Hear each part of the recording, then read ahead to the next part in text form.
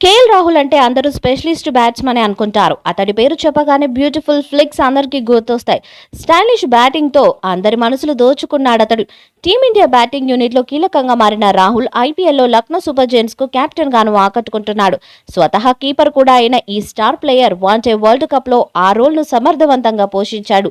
T20 ప్రపంచ cup లో మళ్లీ అదే పాత్రతో టీంలో చోటు దక్కించుకోవాలని ఆశిస్తున్నాడు. తాజాగా చెన్నై సూపర్ కింగ్స్ మ్యాచ్ లోనూ తన వికెట్ కీపింగ్ స్కిల్స్ ను మరోమారు చూపించాడు.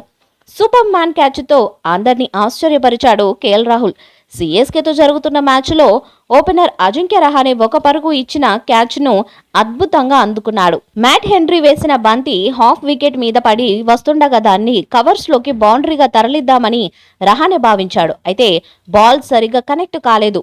బ్యాట్ ఎడ్జ్ తీసుకున్న బంతి వెనక్కి ఫస్ట్ స్లీప్ దిశగా వెళ్ళింది. అయితే వికెట్ల వెనక కాచుకొని ఉన్న రాహుల్ రైట్ సైడ్ బాడీని స్ట్రెచ్ చేసి డైవ్ చేశాడు. దూకుతున్న సమయంలో అతడి కుడికాలు పాదం మీదే మొత్తం భారాన్ని ఉంచాడు.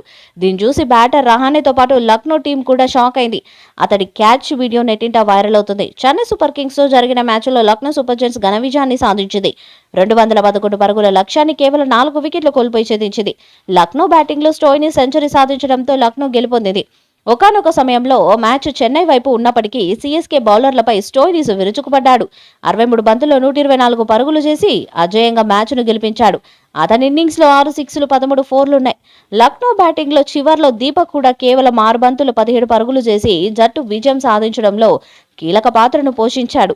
కేఎల్ రాహుల్ 16 పరుగులు, పడిక్కల్ 13 పరుగులు, పూరన్ 34 పరుగులు చేశారు. చెన్నై బౌలింగ్ లో మతీషా భద్రన్న 2 వికెట్లు పడగొట్టాడు. దీపక్ చాహర్, ముస్తాఫిజుర్ రెహమాన్ చెరో వికెట్ తీశారు. ఈ వీడియోపై మీ అభిప్రాయాన్ని కామెంట్ బాక్స్ లో తెలియజేయండి. ఈ వీడియో మీకు నచ్చితే లైక్ చేయండి, షేర్ చేయండి, కామెంట్ చేయండి. మరిన్ని అప్డేట్స్ కోసం మన ఛానల్ సబ్స్క్రైబ్ చేయండి. అలానే పక్కన ఉన్న గంట సింబల్ గట్టిగా కొట్టండి.